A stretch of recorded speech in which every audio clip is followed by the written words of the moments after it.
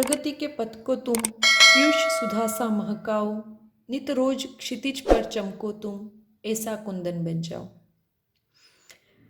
आज हम फिर से कल जो पढ़ा था हमने कारक, कारक की व्युत्पत्ति, क्री जो कि संस्कृत का मूल धातु है, संस्कृत शब्द क्री से, और उसके साथ एक प्रत्यय लगता है अक प्रत्यय, क्री धन अक से बनता है हमारे कारक शब्द। कारक की पहचान के लिए विभक्ति चिन्ह, कारक चिन्ह या परसर्ग होते हैं।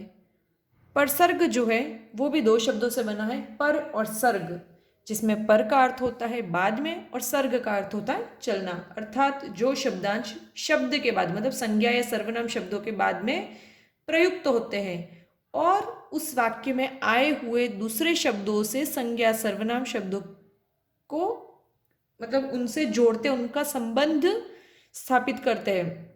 तो कारक का प्रयोग व्याकरण में होने का मूल कारण ये है कि ये किसी भी वाक्य से संज्ञा और सर्वनाम शब्दों का संबंध जोड़ते हैं। उसके बाद हमने पढ़ा था कि हिंदी में कारक 8 प्रकार के होते हैं। कर्ता ने, कर्म को, करण से या के द्वारा, संप्रदान के लिए या को, अपादान से, संबंध का के की, रारेरी, नानेनी, अधिकरण में पर पे तथा संबोधन हे अरे ओह। ठीक है, इस तरीके से हमने सारे अभी तक जो पिछला वीडियो था उसमें यहाँ तक हम देख चुके हैं और मैंने आपको एक छोटी सी सारणी के माध्यम से मोटे मोटे तौर पर किस सर्वनाम में किस तरीके से उसकी पहचान की जाए ये बता चुकी हूँ। तो आज हम एक एक सर्वनाम, एक एक कारक को अलग से ना देखते हुए हम क्या करेंगे, सारे कारक के जो सिमिलर दिखते हैं उनके उदाहरण लिखेंगे और उनकी पहचान करना सीखेंगे। क्योंकि अलग अलग में पहचान करना आसान होता है, लेकिन जब एक साथ एक जैसे दिखने वाले दो कारक आएंगे तब उनकी पहचान करना हमारे लिए टफ हो जाता है। तो कुछ उदाहरण मैं लिख चुकी हूँ, उन पे पहले गौर करते हैं। कुसुम गाना गा रही है, राम कल आएगा, वह कल ही गया है, तब सीता ने अग्नि परीक्षा दी। यह 4 वाक्य है। कुसुम गाना गा रही है। अब यहाँ पर आप देख सकते हो कि सीता ने, हमको विभक्ति चिन्ह या कहो परसर्ग तो सिर्फ एक ही जगह दिखाई दे रहा है, बाकी 3 वाक्यों में हमको दिखाई नहीं दे रहा। अब पहला वाक्य है कुसुम गाना गा रही है। हमने इसके पहले ही काल से संबंधित जो वीडियो था वो देखा, तो उसमें हमने देखा था कि भाई गा रही है, इससे पता चल रहा है ये हमारा हो गया वर्तमान काल का वाक्य। और वर्तमान काल में भी कौन सा होगा वो आप बताओगे, कमेंट बॉक्स में कमेंट कीजिए। राम कल आएगा, आएगा इससे पता चल रहा है कि भाई ये हमारे हो गया भविष्यत काल का वाक्य। वह कल ही गया है, मतलब ये हो गया हमारे भूतकाल का वाक्य। और सीता ने अग्नि परीक्षा दी, तो ये भी हमारे हो गया भूतकाल का वाक्य। अब आप सोचो भाई कारक पढ़ा रही हूँ या काल पढ़ा रही हूँ, तो यहाँ पर क्यों ये लिखा उसका एक कारण है। वर्तमान काल, भविष्य काल, भूतकाल, ये भी वाक्य भूतकाल का, ये भी वाक्य भूतकाल का, लेकिन इन दोनों में क्या डिफरेंस है। तो वह कल ही गया है, क्या गया है, इसके उत्तर में क्या आपको कोई कर्म नजर आ रहा है इस वाक्य में? नहीं।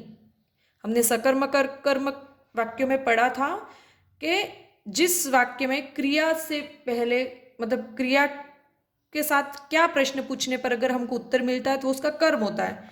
तो ये भूतकाल में अकर्मक वाक्य अर्थात भूतकाल का सेंटेंस है जिसमें कर्म का अभाव है। अब देखते हैं, सीता ने अग्नि परीक्षा दी, क्या दी? अग्नि परीक्षा। तो ये जो अग्नि परीक्षा है ये हमारा हो गया कर्म, मतलब ये हो गया हमारे कैसा वाक्य हो गया?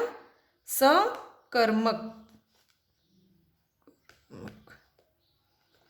तो अकर्मक और सकर्मक, अब यहाँ पे इसका क्या मतलब है तो बहुत जल्दी आप समझ जाएंगे। ये 3 वाक्य आप देख सकते हैं, वर्तमान भविष्य काल। पहले तो इन दोनों की बात करते हैं। इनमें कुसुम, राम, वह और सीता, ये चारों वाक्य किस कारक से संबंधित है? तो चारों वाक्य जो है वो हमारे कर्ता कारक से संबंधित है। लेकिन अब 3 में तो कर्ता के साथ कोई भी विभक्ति चिन्ह नहीं लगा है, लेकिन इस वाले वाक्य में कर्ता के साथ विभक्ति चिन्ह लगा है। ऐसा क्यों? तो उसका कारण है क्योंकि कर्ता के साथ विभक्ति चिन्ह सिर्फ भूतकाल में है और उसमें भी जब क्रिया सकर्मक होगी तभी लगेगा। बाकी वर्तमान काल, भविष्यत काल या भूतकाल में अकर्मक क्रिया के साथ कभी भी आपको ने विभक्ति चिन्ह नहीं दिखाई देगा। अब पता कैसे करें भाई कि कर्ता क्या है? तो सीधी सी बात है, कर्ता का मतलब है वो काम करने वाला। कुसुम गाना गा रही है, तब पूरे वाक्य से आपको सीधा एक प्रश्न पूछना है, कौन? मैं पूछू कौन गाना गा रही है, तो कौन का उत्तर क्या आया हमारे? कुसुम गाना गा रही है। कल आएगा, कौन कल आएगा? तो कौन आएगा? राम कल आएगा। वह कल ही गया है, कौन कल गया है? तो वह कल ही गया है। और कौन अग्नि परीक्षा देगा? तो कौन देगा? सीता। तो यहाँ पर काम करने वाले कौन है? अग्नि परीक्षा देने वाली सीता है, वह आने वाला वह व्यक्ति है, कल आने वाला राम है, और गाना गाने वाली लड़की है कुसुम। तो जब कोई कार्य करता है, किसी कार्य का संपादन किसी व्यक्ति के द्वारा किया जाता है तो उस वाक्य का कर्ता हो जाता है। हमेशा कर्ता आपके सजीव होगा। तो इस तरीके से आपको समझ में आ गया कि चारों वाक्य हमारे किसके हैं? कर्ता कारक के। ये चारों वाक्य हमारे कर्ता कारक के। तो जो भी कार्य किया जा रहा है उसको करने वाला जो व्यक्ति है वो हमारे कर्ता कारक है। तो यहाँ पर हम नोट के साथ ये बात लिख लेते हैं। तो हमने नोट डाल के लिख लिया है, कर्ता कारक के विभक्ति चिन्ह ने का प्रयोग केवल भूतकाल में सकर्मक क्रिया के साथ ही होगा।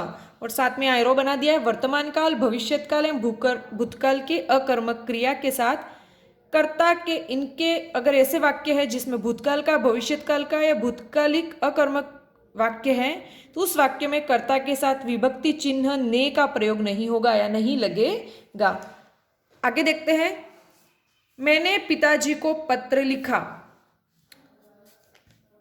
मैंने, अब आप मैंने, तो ये जो हमने पढ़ा था कि भाई संज्ञा शब्दों के साथ विभक्ति चिन्ह अलग से होते हैं लेकिन सर्वनाम शब्दों के साथ जुड़े थे। तो ये जो ने है वो यहाँ पर क्या है? विभक्ति चिन्ह ही है और ये सर्वनाम शब्द है। और इस सर्वनाम शब्द में हमारे जो मैंने है ये पूरा हमारे क्या हो गया? कर्ता कारक। आगे बात करते हैं लिखा, तो ये तो हमारे होगी लिखना क्रिया, इसको अलग से ही कर देते हैं। आगे कर्ता और अंतिम में क्रिया। अब वाक्य में बीच का वाक्य देखते हैं, मैंने पिताजी को पत्र लिखा। इसमें पत्र और पिताजी को दो कर्म है। हमने सकर्मक क्रिया में पढ़ा था जब एक वाक्य में दो प्रश्न पूछे जाए, क्या लिखा?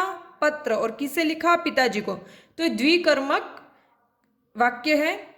लेकिन इस वाक्य में हमको जो पत्र है वो तो हो गया हमारे मुख्य कर्म, और पिताजी को, यहाँ पे देखो पत्र के बाद तो को नहीं है लेकिन पिताजी के साथ हमको को दिखाई दे रहा है, तो ये को विभक्ति चिन्ह है। तो यहाँ पर तो आप इजीली पहचान लोगे कि भाई कर्म कारक है। ठीक है, ये भी कर्म है लेकिन ये गौण कर्म। तो पिताजी को और पत्र, इन दोनों में हमारे कौन सा कारक है? तो इन दोनों में हमारे हो गया कर्म कारक। अब कहाँ पर को लगेगा और कहाँ नहीं लगेगा? तो इस एग्जाम्पल से आपको समझ में आ जाना चाहिए कि जब मुख्य कर्म या कहो कि निर्जीव जो कर्म होगा उसके साथ कभी भी को विभक्ति चिन्ह नहीं लगेगा, जबकि सजीव कर्म भले वो गौण कर्म होता है लेकिन उसके साथ हमेशा आपको को विभक्ति चिन्ह दिखाई देगा। तो कर्म को इसका विभक्ति चिन्ह हो गया, तो इसको भी हम नोट करके लिख लेते हैं। तो हमने यहाँ पर नोट डाल के लिख दिया, को विभक्ति चिन्ह केवल सजीव या को प्राणीवाचक शब्दों के साथ लगेगा। तो आपको कर्म कारक की पहचान करनी है, तो को जहाँ दिखे वो तो फिक्स है कि भाई कर्म है ही वहाँ पर कर्म कारक। लेकिन कभी कभी जैसे कि यहाँ पर हमने देखा कि निर्जीव वस्तुओं के साथ हमको कर्म के साथ विभक्ति चिन्ह नहीं लगता है, तो उसकी पहचान हम कैसे करें? तो जो क्रिया है, क्या लिखा?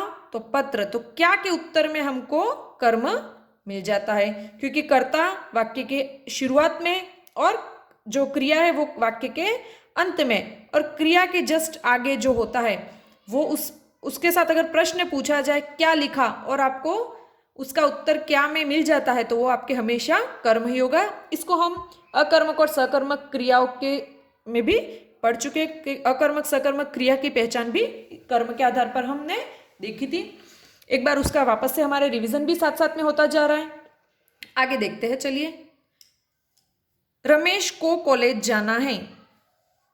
अब आप बोलोगे भाई यहां पर को लगा है मतलब ये कर्म कारक हो गया, लेकिन ऐसी बात नहीं है। क्यों नहीं है? क्योंकि यहां पर किसके साथ लगा है? रमेश को कॉलेज जाना है। किसी भी वाक्य में कर्ता और क्रिया जरूरी होंगे, कर्म हो या ना हो। अगर रमेश को, अगर इसको मैं यहाँ पर कर्म मानूं तो यहाँ पर कर्ता कौन है? लेकिन यहाँ पर जो रमेश को है यहाँ पर ये कर्ता कारक है, भले को विभक्ति चिन्ह लगा है। तो आपको वाक्य पढ़ना है और उसके बाद ही, क्योंकि कर्ता कारक के साथ ने तो लगता है, लेकिन कभी कभी कुछ वाक्य प्रयोग ऐसे भी आपको मिलेंगे जहां पे कर्ता के साथ आपको को, और आगे हम और देख रहे हैं जहां पर दूसरे भी आपको विभक्ति चिन्ह मिलेंगे। लेकिन किसको कॉलेज जाना है? तो रमेश को। तो रमेश को भले यहाँ पर को लगाए, लेकिन यहाँ पर रमेश जो है वो कर्ता कारक ही है हमारे। बच्चों को बड़ों की बातें माननी चाहिए। तो यहाँ पर भी बच्चों के साथ भले को लगा है, लेकिन इस वाक्य में भी बच्चों को जो है वो हमारे कर्ता कारक ही है। आप को देख करके ये नहीं बोल सकते कि भाई यहाँ पर तो को लगा हुआ है तो ये कर्म हो गया, नहीं। आगे देखते हैं। सुशीला ने कुत्ते को पुचकारा। सुशीला ने कुत्ते को पुचकारा। यहाँ पर भी कुत्ते के साथ को विभक्ति चिन्ह आपको दिखाई दे रहा है। तो यहाँ पे आप बता सकते हैं कि मुझे कौन सा यहाँ पर कारक है? तो यहाँ पर कुत्ते को पुचकारा, तो क्रिया हो गई पुचकारना। तो आपने देखा होगा कि हमने जब सकर्मक अकर्मक क्रिया पढ़ी थी तो उसमें हमने देखा था कि भाई अगर क्रिया के जस्ट पूर्व को विभक्ति चिन्ह आपको दिखाई दे तो वो हमेशा कर्म कारक का। तो ये जो एग्जाम्पल है वो हमारे हो गया कर्म कारक का, लेकिन हम यहाँ पर सिर्फ कारक पर कॉन्सेंट्रेट करें तो बेहतर होगा, है ना। तो सुशीला ने, तो ये जो ने है इससे पता चल रहा है कि सुशीला ने, ये पूरा तो हो गया हमारे कर्ता कारक, और कुत्ते को ये कर्म कारक, यहाँ पे हो गया हमारे कर्म कारक। आगे है राम ने कुत्ते को बिस्कुट दिया। क्या दिया? बिस्कुट। लेकिन यहाँ पर भी आपको अगर परीक्षा में ये प्रश्न ऐसा एक पूरा वाक्य दे दिया जाए, राम ने कुत्ते को बिस्कुट दिया और कुत्ते को के नीचे अंडरलाइन हो, लेकिन आपको वाक्य में देखना है क्रिया कौन सी है हमारे? देना। और हमने पढ़ा था कि भाई देना क्रिया के साथ जब को विभक्ति चिन्ह लगता है तब वो कर्म कारक का ना होकर के तब वो किसका बन जाता है? हमारे संप्रदान कारक का। क्योंकि संप्रदान कारक में हम देने की बात करते हैं, दान देना, कोई भी चीज देने के। तो यहाँ पर दिया के आधार पर यहाँ पर ये जो कुत्ते को है, यहाँ पर भी कुत्ते को था, यहाँ पर भी कुत्ते को, लेकिन यहाँ पर वाक्य का निर्माण इस आधार पर किया कि यहाँ पर एक कर्म कारक का उदाहरण है। लेकिन यहाँ पर देने के अर्थ में क्रिया को देखते हुए यहाँ पर कुत्ते को में जो को है वो हमारे कर्म कारक का ना होकर के संप्रदान कारक का प्रतीक है।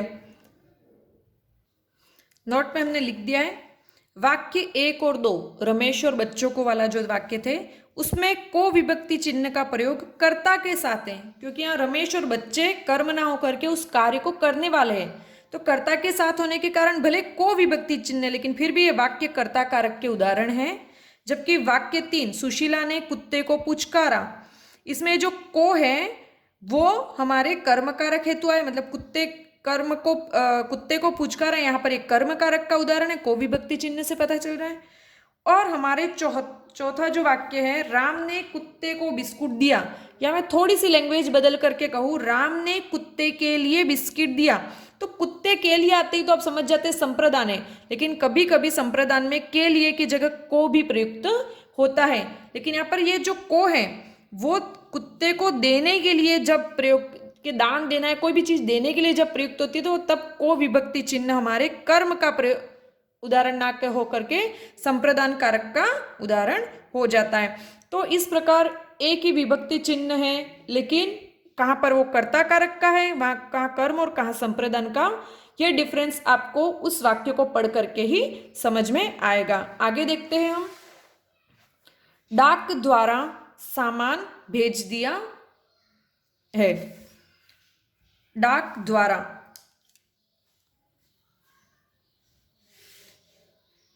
अब यहां पर ये जो कौन सा हमने पढ़ा था, से और के द्वारा, द्वारा ये सब किसके है, तो करण कारक है यहां पर। लेकिन क्यों है, तो यहां पर डाक द्वारा सामान भेज दिया गया है, तो जो डाक है वो यहां पर साधन के रूप में प्रयुक्त हो रही है। डाक व्यवस्था जो है वो यहां पर साधन के रूप में प्रयुक्त हो रही है। और जहां पर कोई चीज साधन होता है, जैसे चाकू से फल काटो, तो यहाँ पर चाकू साधन है फल काटने का। चम्मच से चीनी घोलो, तो वहां पर जो चम्मच है वो साधन है, तो साधन के अर्थ में करण कारक का प्रयोग हुआ है। आगे देखते हैं, लता द्वारा गीत गाया गया। लता द्वारा को अगर अंडरलाइन किया और तो यहां पर आपके अनुसार कौन सा कारक होना चाहिए, तो आपको हो गए भाई द्वारा है मतलब करण, लेकिन नहीं। आगे शब्द भी तो देखो, लता, लता क्या है, यहां पर एक इंसान है ना, तो हमने कहा था कि भाई, और ये गीत किसने गाया है, लता ने, तो भले लता के साथ द्वारा आया, लेकिन एक करण का उदाहरण नहीं होकर के ये किसका है, यहां पर भी कर्ता कारक है। जिस प्रकार से कर्ता के साथ कभी कभी को लगता है, भले ने तो है ही, लेकिन ने के अलावा भी को, से, द्वारा इत्यादि दूसरे भी कारक चिन्ह आपको दिखाई देंगे, लेकिन वाक्य को पढ़ करके आपको देखना है। तो लता द्वारा गीत गाया गया, यहां पर उस लता ने गीत गाया यूं भी कह सकते हैं, लेकिन ये ने की जगह यहाँ द्वारा प्रयुक्त हुआ है। भले द्वारा ऐसे देखे तो करण, लेकिन यहाँ पर साधन के रूप में नहीं है। लता कोई साधन नहीं है, वो यहाँ पर एक व्यक्ति विशेष है जिसके द्वारा ये कार्य किया गया है, और जो कार्य करता है वो क्या कहलाता है, हमारे कर्ता। इसलिए यहाँ पर लता द्वारा में कर्ता कारक का प्रयोग हुआ है। आगे देखते हैं, चाकू से फल काटो। चाकू से, यहां पर चाकू से में करण कारक का प्रयोग है। क्यों, क्योंकि चाकू यहां पर माध्यम है, साधन है। बुढ़िया से उठा नहीं जाता। अब यहां बोलोगे आप, यहां पर भी तो से दिख रहा है, लेकिन यहां पर भले से आपको दिखाई दे रहा है, लेकिन उसके बावजूद बुढ़िया क्या है, यहां पर कर्ता है, और कर्ता के साथ भले से आए, को आए, चाहे द्वारा आए, वहां पर कर्ता कारक ही होगा। तो इस चीज को भी हम नोट के साथ लिख देते हैं कि किन किन स्थितियों में ने के अलावा भी कर्ता के साथ दूसरे परसर्ग जुड़ करके आते हैं। यहां पर हमने नोट डाल के लिख दिया है कि किन किन सिचुएशन में। तो कर्मवाच्य एवं भाववाच्य, जो कि हम बहुत ही जल्द ये टॉपिक भी देखेंगे, तो कर्मवाच्य एवं भाववाच्य में कर्ता के साथ से, द्वारा या के द्वारा का प्रयोग होता है। भले यहाँ पे कर्ता के साथ से मिले, द्वारा मिले या के द्वारा, लेकिन वो जो वाक्य है वो हमेशा कर्ता कारक का ही होगा। इसका मतलब नहीं कि भाई से या द्वारा दिख जाए तो आप करण कारक लिख दो, आपको पूरा वाक्य देखना है। अगर उस क्रिया को करने वाला व्यक्ति वो है और उस व्यक्ति के साथ भले से जुड़ा है, द्वारा जुड़ा है, के द्वारा, लेकिन जो उस क्रिया को कर रहा है वो हमेशा कर्ता ही होगा। कर्ता हमेशा वाक्य के प्रारंभ में होगा। जैसे कि लता द्वारा, तो यहाँ पे एक लता सबसे पहले तो सजीव है ना, सबसे पहले तो कर्ता की पहचान यही होती है कि वो सजीव होना चाहिए। तो यहाँ पर इन सजीव शब्दों के साथ आपको से या द्वारा मिले तो वहां कर्ता कारक, और निर्जीव के साथ है तो आप देख लो भाई, अगर वो साधन के रूप में प्रयुक्त हो रही है वो चीजें, तो वहां पर आपके करण कारक का प्रयोग होगा। पहला वाक्य है, वह अक्ल से अंधा है। यहां पर आप देख सकते हो विभक्ति चिन्ह क्या है हमारे, से, उसके पहले शब्द है हमारे अक्ल से। तो इस अक्ल से पूरे में आपके कौन सा कारक है, जल्दी से बताइए। इस अक्ल से में हमारे है कौन सा, करण कारक। लेकिन क्यों है, क्योंकि यहां पर कमी प्रकट की जा रही है। वो अक्ल से अंधा मतलब वो मूर्ख है, तो जब भी कमी प्रकट हो जाए, है ना, कमी के अर्थ में हमारे यहाँ पर करण कारक का प्रयोग हुआ है। अगला वाक्य देखिए, बालक छत से गिर गया। यहां पर भी तो से विभक्ति चिन्ह है, तो छत से में कौन सा कारक प्रयोग होगा यहाँ पर, तो यहाँ छत से में आपके है अपादान कारक, अपादान कारक। अब यहाँ पर ऐसा क्यों भाई, यहाँ पर भी से था लेकिन यहाँ पर अपादान, और यहाँ पर भी से था लेकिन यहाँ पर करण कारक। तो यहाँ पर क्या है, छत से गिर गया मतलब वो छत से अलग हुआ। जब जिस पद में हमको अलग होने का भाव प्रकट हो वो पद हमारे हमेशा अपादान कारक के होंगे। तो यहाँ पर छत से गिरना मतलब वो छत से जमीन तक आया तो छत से अलग हुआ। तो यहाँ पर ये वाक्य जो है वो अलग होने के अर्थ में अपादान कारक का वाक्य होगा। आगे देखते हैं, रेलगाड़ी बिजली से चलती है। बिजली से, इसको अंडरलाइन करके अगर परीक्षा में पूछा जाए भाई यहाँ पर कौन सा कारक है तो आप कौन सा बताएंगे, करण या अपादान? तो यहाँ पर आप बिल्कुल सही बता रहे हैं, यहाँ पर करण कारक का प्रयोग हुआ है।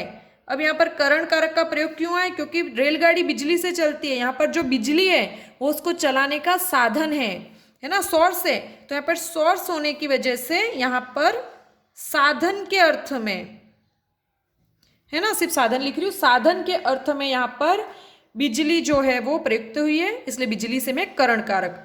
महेंद्र रमेश से समझदार है। रमेश से के नीचे अंडरलाइन होगा परीक्षा में और पूछा जाएगा कि इसमें कौन सा कारक है। तो आप जल्दी से बताइए इसमें कौन सा कारक हुआ आपके। जब दो व्यक्तियों के बीच में तुलना की जाए तब आपके कौन सा कारक होगा? हमने पढ़ा था कल ही कि जब दो व्यक्तियों के बीच में तुलना की जाए तब अपादान कारक होगा। सिर्फ दो व्यक्तियों या वस्तुओं के बीच में, ना, बहुत सारों में से एक को श्रेष्ठ भी बताया जाए तब अधिकरण, लेकिन यहाँ पर अपादान कारक है। और क्यों? क्योंकि तुलना प्रकट की गई है। इससे ये अच्छा, इससे सुंदर है, इससे बुरा है, चाहे अच्छा ही हो चाहे बुरा ही हो, तुलना दो व्यक्तियों के बीच में की जाएगी तो हमेशा अपादान कारक होगा। राम बचपन से अंधा है। यहाँ पर कौन सा कारक होगा हमारे? करण कारक। और क्यों? क्योंकि अंधापन कोई अच्छी, वो उसकी कमी है, तो यहाँ पर कमी के कारण यहाँ पर क्या प्रकट हुआ है? करण कारक है। बिल्ली कुत्ते से डरती है। कुत्ते से, इसमें कौन सा कारक होगा? यहाँ पर आपके होगा अपादान कारक। और क्यों यहाँ पर अपादान कारक इसलिए होगा क्योंकि यहाँ पे डरने की बात है। ये जो डरना है, हमने कुछ ऐसे भाव पढ़े थे जिनके साथ अपादान कारक होता है, उसमें से एक तो डर के भाव के कारण यहाँ पर कौन सा कारक है? अपादान कारक। हमें किसी से ईर्ष्या नहीं करनी चाहिए। वाक्य में किसी के बाद आपको से विभक्ति चिन्ह दिखाई दे रहा है, तो यहाँ पर कौन सा हमारे कारक होगा?